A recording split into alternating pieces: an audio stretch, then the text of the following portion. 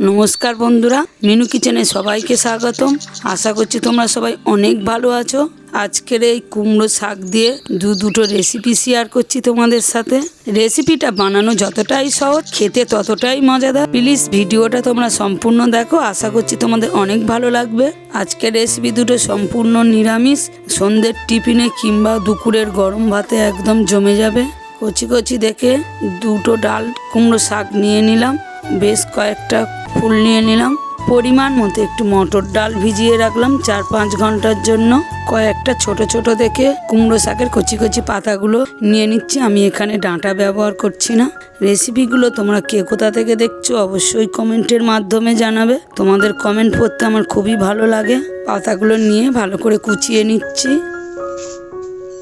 এই রেসিপিটা তোমরা বাড়িতে বানালে তোমাদেরকে একটাই রিকোয়েস্ট করব, কুমড়ো পাতাগুলো ভালো করে একটু ভাপিয়ে নেবে।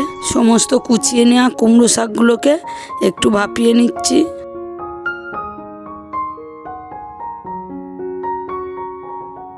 মটর ডালটা 5 ঘন্টা পরে অনেকটাই ফুলে গেছে। পরিমাণ মতো কয়েকটা কাঁচা লঙ্কা দিয়ে ও একটু সামান্য পরিমাণে নুন দিয়ে একসাথে করে একটু পেস্ট বানিয়ে নিচ্ছি।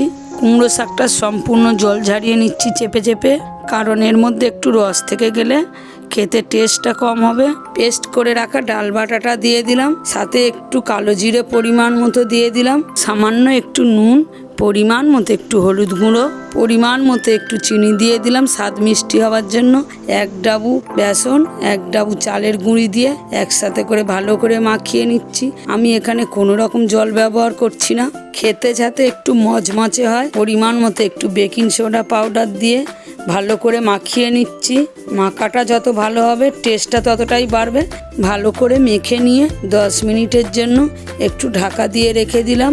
পরিমাণ মতো 2 ডাবু বেসন নিয়ে নিলাম, পরিমাণ মতো 2 ডাবু চালের গুঁড়ি নিয়ে নিলাম, পরিমাণ মতো একটু নুন দিয়ে দিলাম, পরিমাণ মতো একটু গুঁড়ো হলুদ, একটু গুঁড়ো লঙ্কা ও পরিমাণ মতো একটু গোলমরিচের গুঁড়ো দিয়ে একটু ভালো করে মাখিয়ে নিচ্ছি।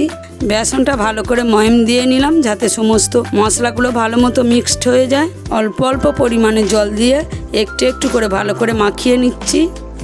একেবারে জল দিলে ওটা ভালো হবে না, অল্প অল্প করে জল দিলে ভালো মতো মিক্সটা তৈরি হবে। ঠিক এইভাবে ফাটাতে হবে। ফাটানোটা যত ভালো হবে রেসিপির টেস্টটা ততটাই বাড়বে।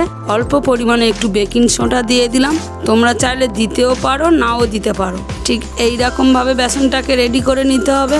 বেসনটাকে রেডি করে নিয়ে 20 মিনিট এইভাবে রেখে দিলাম। কুমড়ো ফুলগুলোর মাঝখানের যে অঙ্কুরটা এইভাবে ঠিক বের করে নিতে হবে। সমস্ত ফুলটা নিয়ে নিতে হবে আর বাকিগুলো বাদ দিয়ে দিতে হবে। বোঝার সুবিধার্থে আরও একটা করে দেখাচ্ছি। কেবলমাত্র ফুলের পাপড়িগুলোই নিয়ে নিচ্ছি। সমস্ত ফুলগুলো হালকা হাতে ধুয়ে জল ঝারিয়ে নিলাম। গরম প্যানে পরিমাণ মতো একটু সাদা তেল দিয়ে দিলাম। 10 মিনিট পরে মেখে রাখা কুমড়ো শাকটা ঠিক এইভাবে চেপে চেপে পাতলা পাতলা ঠিক চপের আকারে গরম তেলের ওপর দিয়ে দিচ্ছি। সমস্ত কুমড়ো পাতা মাখাটা ঠিক একই রকমভাবে ভেজে নিচ্ছি। তোমাদের মধ্যে কে কে কুমড়ো পাতার বড়া খেয়েছো অবশ্যই কমেন্টে জানাবে। ঠিক এইভাবে হালকা লাল লাল করে ভেজে তুলে নিতে হবে। কুমড়োর ফুলগুলো ঠিক বেগুনির মতো করে ছেনে এইভাবে ঠিক দিয়ে দিতে হবে। একদম বেগুনির মতো করে সমস্ত ঠিক কুমড়ো ফুলগুলো ভেজে নিচ্ছি।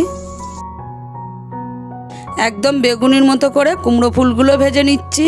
আজকের এই বড়া রেসিপি দুটো তোমাদের কেমন লাগলো অবশ্যই কমেন্টে জানাবে। তোমাদের লাইক কমেন্ট আমার পরবর্তী রেসিপি নিয়ে আসতে অনেকটাই হেল্প করে। আজকের রেসিপি দুটো যদি ভালো লেগে থাকে সবাইয়ের কাছে অবশ্যই শেয়ার করবে। ভিডিওটা যদি তোমাদের ভালো লেগে থাকে অবশ্যই চ্যানেলটাকে সাবস্ক্রাইব করে আমাদের পাশে থাকবে। পরবর্তী নতুন রেসিপিতে দেখা হচ্ছে। তোমরা সবাই ভালো থেকো, সুস্থ থেকো। ভিডিওটি দেখার জন্য সবাইকে ধন্যবাদ।